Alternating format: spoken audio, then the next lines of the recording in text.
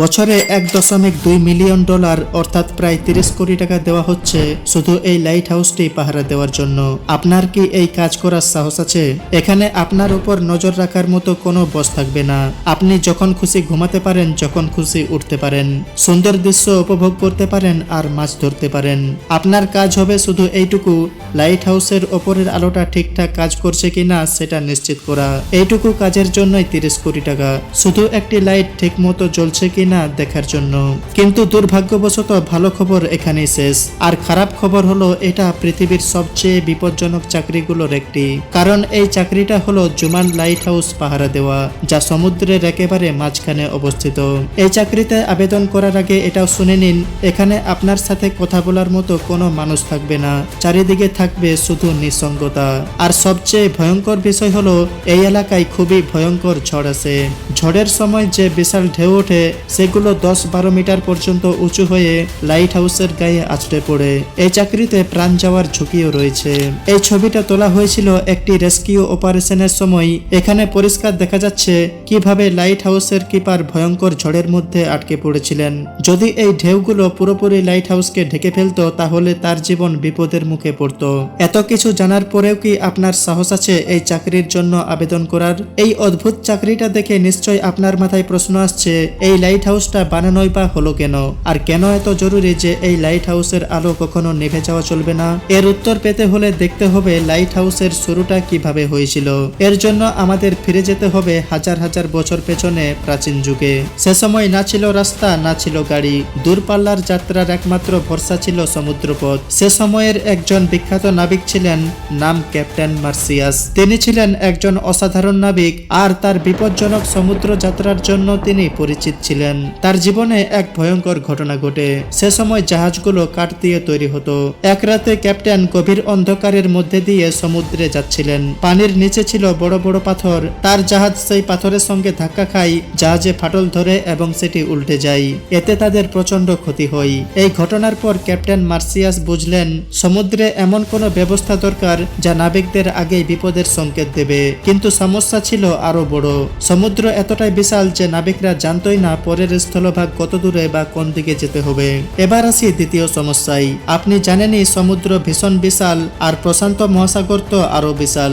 যদি পৃথিবীর সব স্থলভাগ অর্থাৎ 7টি মহাদেশ এক জায়গায় জড়ো করা হয় তবু প্রশান্ত মহাসাগর তার থেকেও বড় হবে।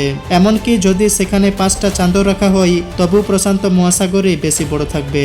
এতেই আপনি বুঝে গেছেন সমুদ্র কতটা বিশাল। প্রাচীন যুগে নাবিকরা যখন খোলা সমুদ্রে যাত্রা করত তখন তারা জানতই না পরের স্থলভাগ কত দূরে বা কোন দিকে যেতে হবে। সে সময় নেভিগেশন ছিল পৃথিবীর সবচেয়ে বড় সমস্যা। তখন কোনো জিপিএস বা আধুনিক সিস্টেম ছিল না।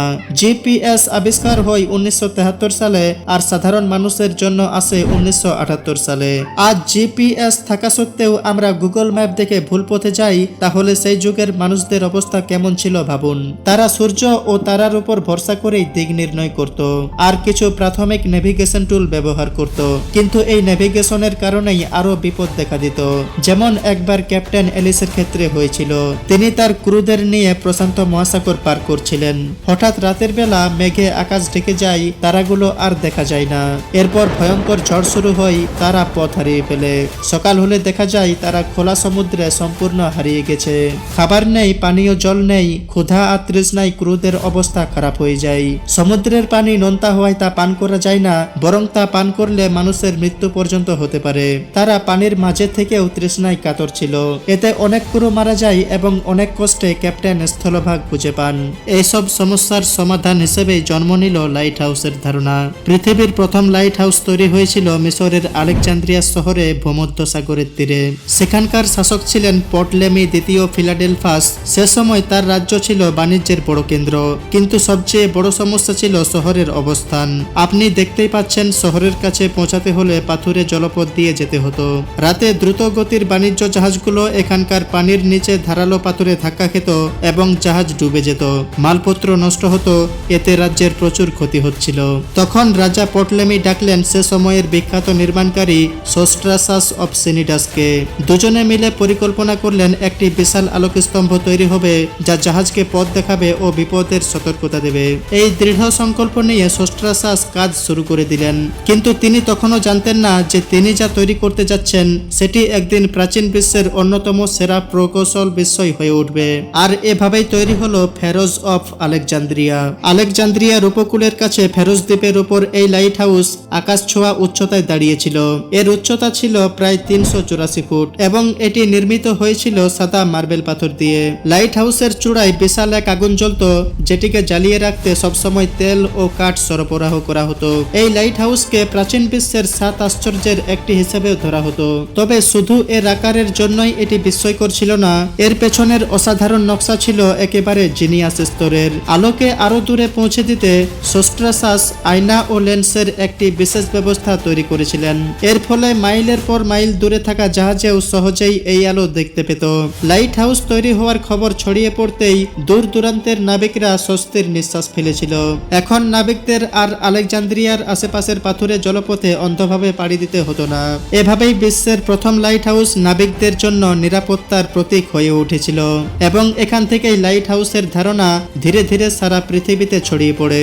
শুরুর দিকে লাইট হাউসগুলো সমুদ্র তীরেই বানানো হতো, কিন্তু সময়ের সাথে সাথে যখন বৈশ্বিক বাণিজ্য দ্রুত বাড়তে শুরু করে তখন ব্যস্ত নৌপথের মাঝেও, যেখানে পানির নিচে পাথর জাহাজ ডুবিয়ে দেওয়ার ঝুঁকি তৈরি করত, সেই সব জায়গাতেও লাইট হাউস বানানো শুরু হয়। তাই আজ সমুদ্রের মাঝখানেও বিভিন্ন জায়গায় লাইট হাউস দেখা যায়। প্রথম দিকে লাইট হাউসগুলোতে আগুন জ্বলত, কিন্তু প্রতিদিন কাঠ, তেল ও কয়লা ব্যবহার করা মোটেও আদর্শ ব্যবস্থা ছিল না। এরপর আসে মোমবাতি, গ্যাস ল্যাম্প ও তেলের প্রদীপ, কিন্তু এগুলোর আলো খুব বেশি উজ্জ্বল ছিল না। বিদ্যুৎ উৎপাদন ও বৈদ্যুতিক বাল্ব আবিষ্কারের পর লাইট হাউসগুলো ধীরে ধীরে বৈদ্যুতিক আলো ব্যবহার শুরু করে, কারণ এগুলোর আলো অনেক বেশি শক্তিশালী ছিল। কিন্তু প্রশ্ন হলো, এই আলো মাইলের পর মাইল দূরে কিভাবে পৌঁছায়? এর উত্তর হলো লেন্স। 1800 সালের আগে পর্যন্ত সময়ে আলোর উৎসের পেছনে রিফ্লেক্টর বসানো হতো।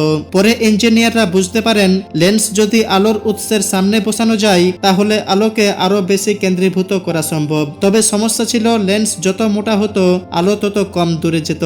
ঠিক তখনই আসেন ফরাসি পদার্থবিদ ও প্রকৌশলী অগস্তিন জা ফ্রেসনেল। তিনি এক অসাধারণ সমাধান দেন। তিনি লেন্সকে পাতলা করেন এবং এমন ভাবে নকশা করেন যাতে সমস্ত আলো একটি নির্দিষ্ট বিন্দুতে কেন্দ্রীভূত হয়। এভাবে ছড়িয়ে থাকা আলোকে একক দিক বরাবর বহুদূর পর্যন্ত পাঠানো সম্ভব হয়। আজও বেশিরভাগ লাইট হাউসে ফ্রেসনেল লেন্স ব্যবহার করা হয়। এই আবিষ্কার লাইট হাউস প্রযুক্তিতে এক বিপ্লব ঘটায়। ফলে আলো বহুদূর থেকে স্পষ্ট দেখা যায় এবং জাহাজগুলো আগেই বিপদের সংকেত পেয়ে নিরাপদে পথ বদলাতে পারে।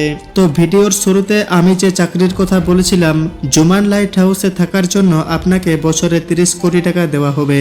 আর আপনার কাজ হবে একটাই, লাইট হাউসের আলো যেন সবসময় ঠিক মতো জ্বলতে থাকে তা নিশ্চিত করা। এখনো কি আপনি আগ্রহী এই চাকরিটা করার জন্য? কমেন্টে অবশ্যই জানাবেন।